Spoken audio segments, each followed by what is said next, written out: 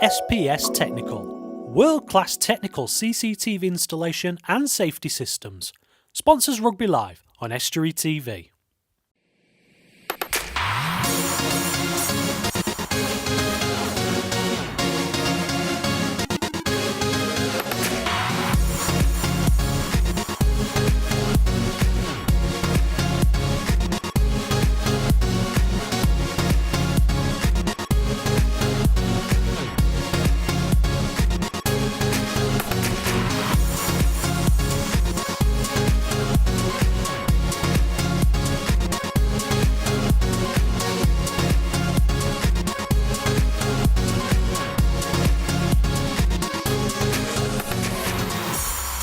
Hello and welcome to Brankton Park here in Ellerton, East Yorkshire.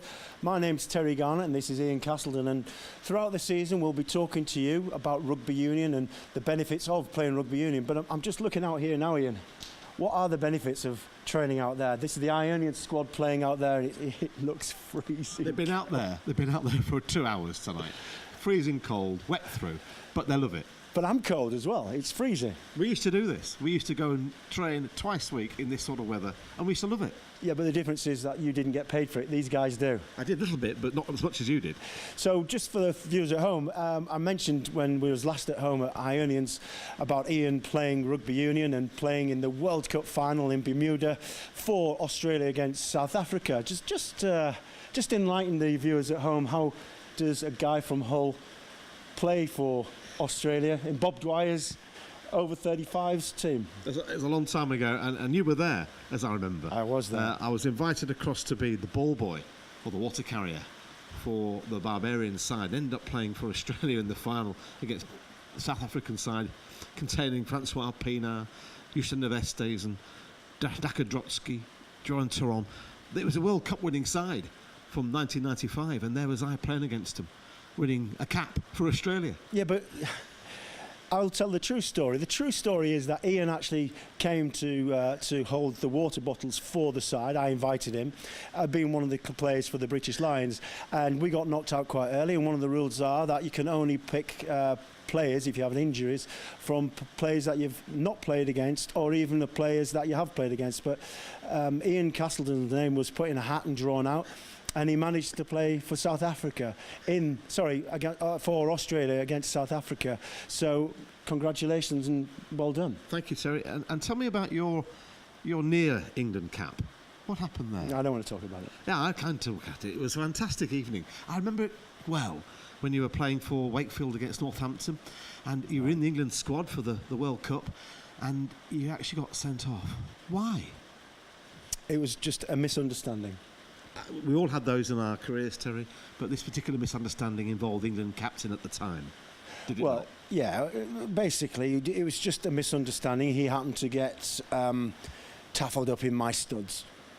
Yes, and I can remember watching the game the next evening and saying, "What happened there, Terry?" And you said to me, "I can't remember." I can't remember, and let's move on. We have got our guest here tonight. We've got our guest, Johnny Whiteley, who we're going to meet inside now, or top of the stand now, for a nice cup of tea. Let's go and meet him. Let's forget about that. Oh my goodness, it's absolutely pouring outside there. Johnny, thank you for joining me. How's things? Oh, very good, thank you. Great, excellent. So you came to the Ionians game, the last home game. Yes. Your thoughts? Well, I thought they deserved to get the win in the end. You know, yeah. I thought first half they were under a little bit of sufferance. There were so many errors, and with it being a good day as well, you know, there was no arguments about that. But there were only themselves to blame. But I thought second half, you know, they got a little bit more constructive, and the energy level was as good as I've seen this season. I think, you know, the energy level has improved. Cambridge were a very big side, you know, they were a big ambling side, and I thought in the second half they handled them very well, got a grip of the game to some degree, and proved, you know, that they can score tries. I think you were saying earlier on, Ian, that Ionians seemed to let themselves down, you know, towards the end of the game. You could see, whilst they were playing, you know, in the last home game, that they just allowed Cambridge to come back into the game. And, you know, yes, they held on to the win, but there's been plenty of times where Ionians have just allowed the opposition to sneak a try and they just lose out. This time, they held on to the win. I think deservedly so in the end. But on balance of play, they had a lot more of the ball in the first half, made too many silly mistakes during that first half period, and they should have built more pressure. With more pressure, they would have got more reward.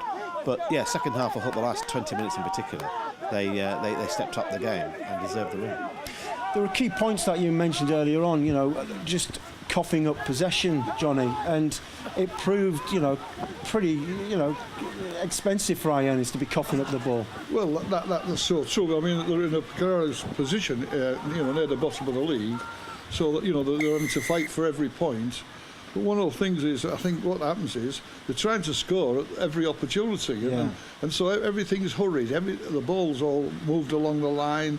People are just thinking that fraction of a second, giving their teammates a little bit of room or time, and one of them gets frustrating. When especially if you're an outside back and you're waiting for the ball, and every time the ball starts to progress along to your wing and it's dropped, you lose contact really with the game, and there was no excuses really. When I say excuses, because the pitch was absolutely magnificent. Yeah. It was a lovely day, a sunny day, so everything was in the favour of say, being a lighter side, because it was a running game. I say Ionis did play expansive rugby, and equally Cambridge did. I mean, there's a couple of times when in the second half, when you were helping me commentate, your head was in your hands, you were just getting frustrated yourself. Clearly, you're a gifted player yourself, but when you see the ball dropped, an unforced error, it is frustrating. It's frustrating for us forwards as well, isn't it, Ian? When you work really hard, you win the ball, and then you turn around and you see you're having to have a scrum 5, 10, 15 yards back. Yeah, we talked about it during that match, and it goes for every level of rugby you play, union or league. If you're a forward and you've had a scrum or there's a ruck and you've won something decent at that breakdown, you're going to be looking up and going forward. You want to be going forward as momentum, let alone actually the ball going forward out of a pair of hands on the boot. And it's about that managing that game better, so you actually build pressure from that decisive area. Yeah, we talked about going forward, and you mentioned it on the last home game for Ionis when they brought their prop on. Huge guy, but he did make an impact. I thought it was a difference in the front rows, particularly in the second half, where he used his strength to outmuscle the Cambridge front three there.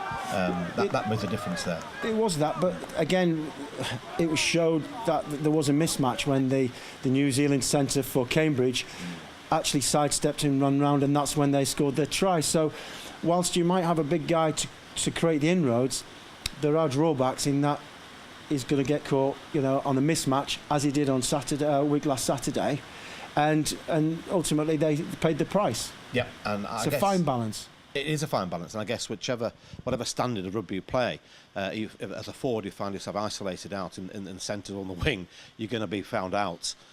You try not to be, but sometimes through lack of fitness or positional play, sometimes that happens. Yeah. But there's no excuse for missed tackles. Whichever level you play or whatever code you play, rugby, you must make those tackles. But on the plus point, Ionis are doing quite well this year. They're holding their own. Do you think they'll survive? What do you think, Johnny?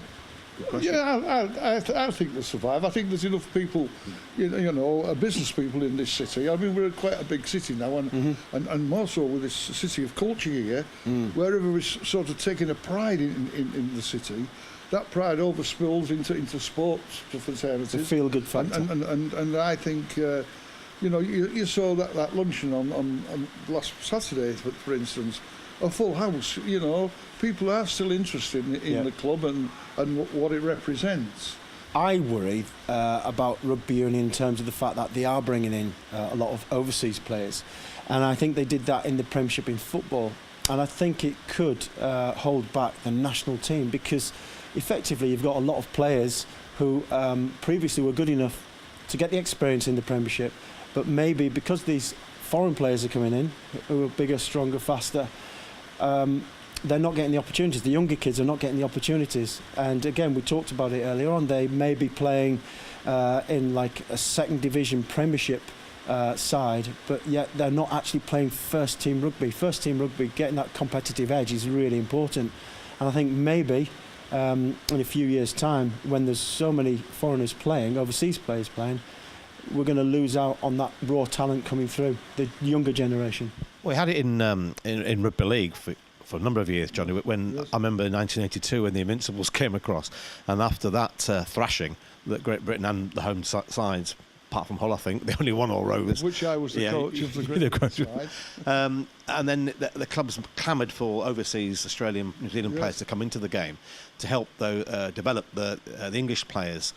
And that's still happening, but there's still a number of teams where players where you're not allowed to have so many players from overseas in that particular squad. Make it a player cap, overseas player cap, which football hasn't got, and rugby, I think, union must have also. What do you think, John? Well, I'm not against foreign players coming into. In all fairness, because I look at it like it's theatre. It's entertainment. Yep. And if I go to London, I want to see Sammy Davis Jr. or whoever. I don't care what nationality they are. If they entertain me, I'll pay money to be entertained. And I think the same, all the Englishmen we've had, over all the years, Australians and New Zealand and Polynesian boys, they've given us so much entertainment. I'll agree with that. And also, you see, if I want to be a better player, they've set me a platform and say, right, I want to be better than James Luluai or Bruce Ryan or Peter Sterling. You follow? I want to emulate them. I want to be better than them. And if you don't have somebody to look forward to saying, well, I want to get to them heights, then do you just keep relying on ordinary, local junior support? I know we need them. I know we need them in the team. I've been in virtually a full Hull side playing, and what it means to the city. But also, once you get impregnated with good Australians or good New Zealanders who fulfil a void where people are still talking, like in this day and age, are talking from the end of the war when we had 6 Australians. Yeah. In the conversation, their names will still crop up, if you follow. So we're keeping that image alive. Johnny, thanks very much. It's been great. Good insight into the game. So we're going to take a short break now, but after the break we're going to bring Greg Lound onto the show to talk to us about what sportsmen should be eating before they play a game, and hopefully he's going to cook my tea. ICS Cleaning, delivered at a time to suit your business. Sponsors Rugby Live on Estuary TV.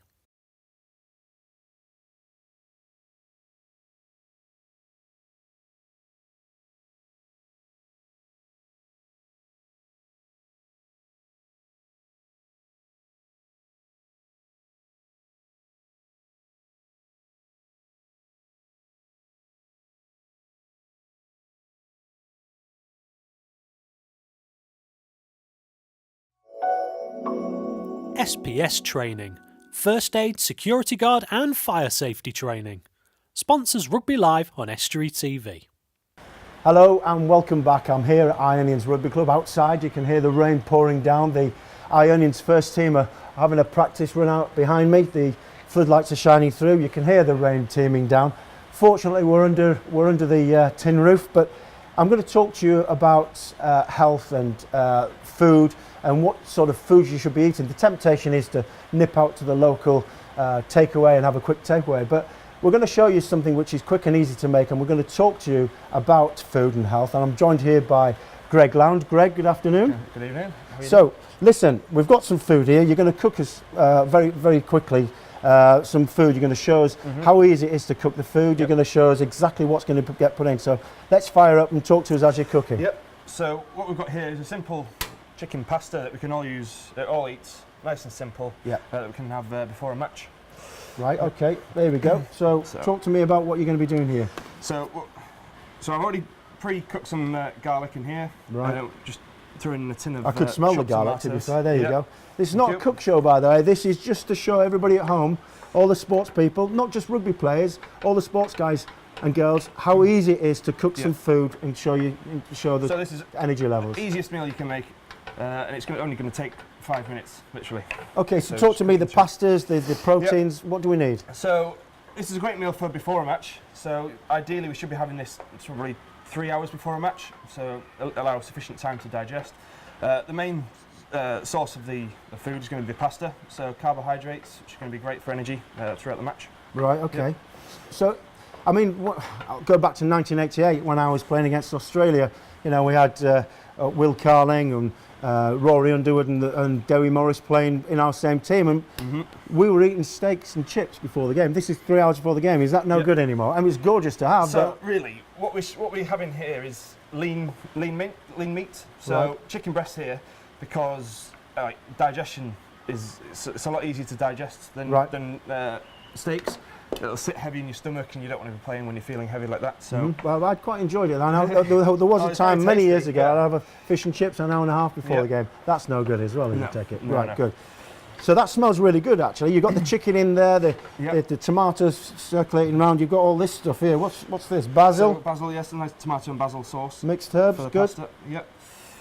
So basically, all we're adding now is a bit of tomato puree, just get some extra flavour in. Good. And then, so pasta, obviously, for before a match is great. Great for energy, but the protein also is needed. So like you said, you had your steak before a match. Yep. Not ideal for the fat content because carbohydrates are they're more readily available once digested.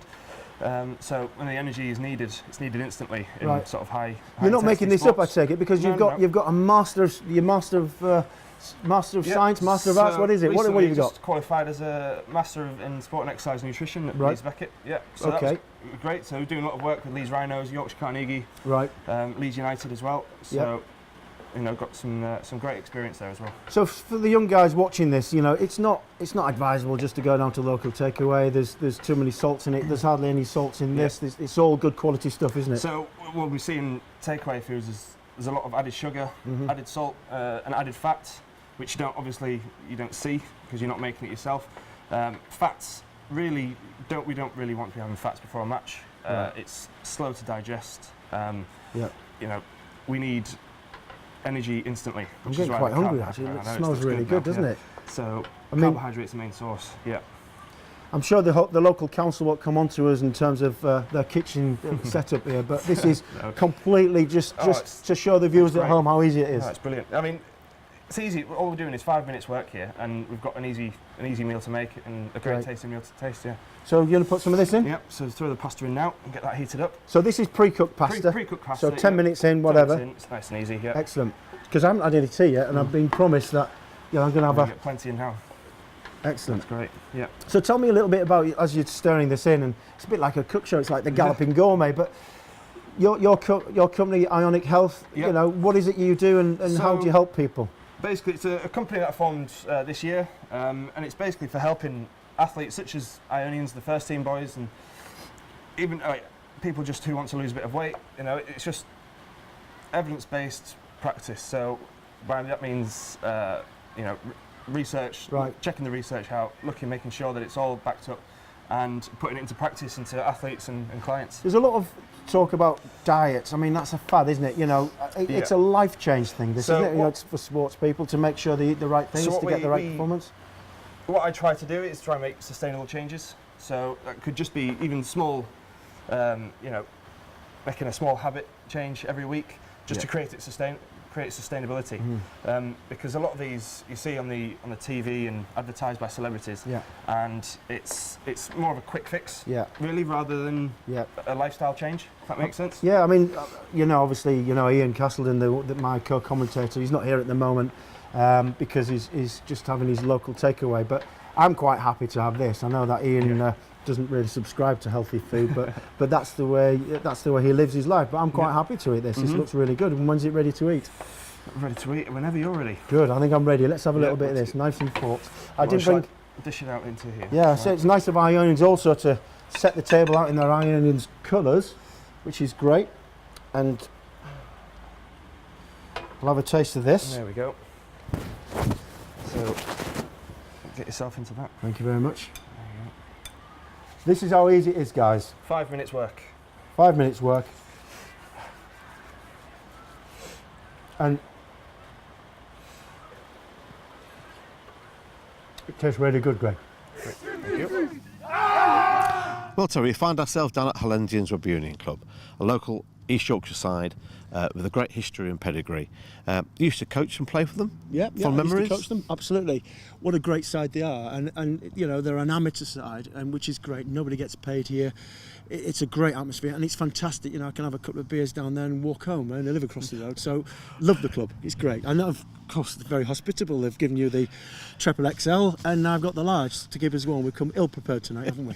We have, but we've come to on a bit of a scouting session because the next game in this Yorkshire One League that Hallensians play in is between Beverley and Scarborough. Local derby. Yeah, and Hallensians played Scarborough very recently. Yeah.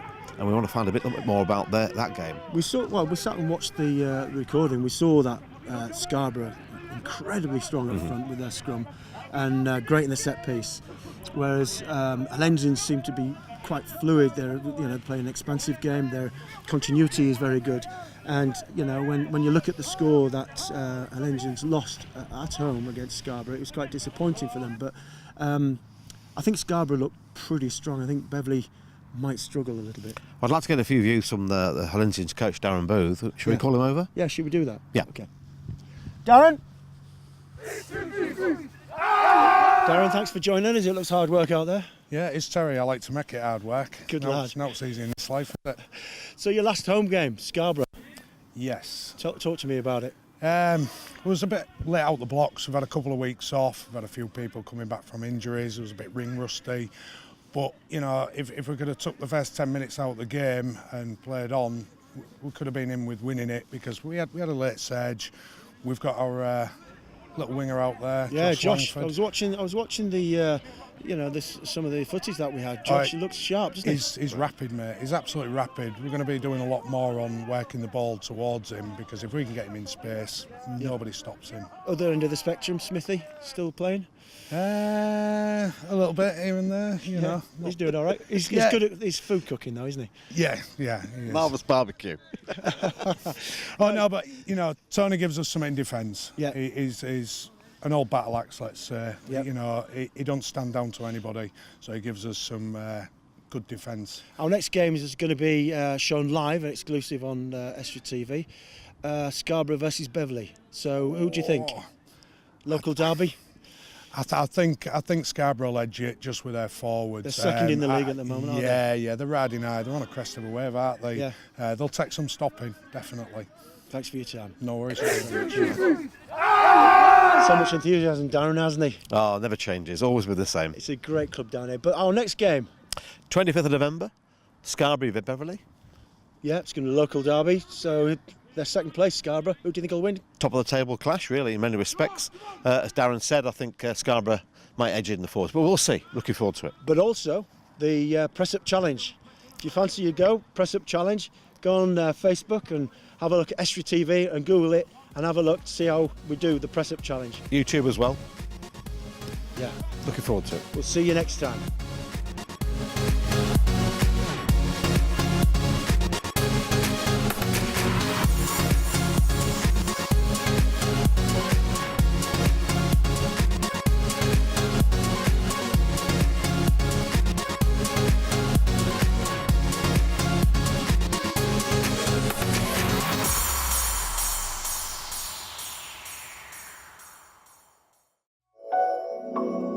SPS Security, experts in delivering full service protection and peace of mind.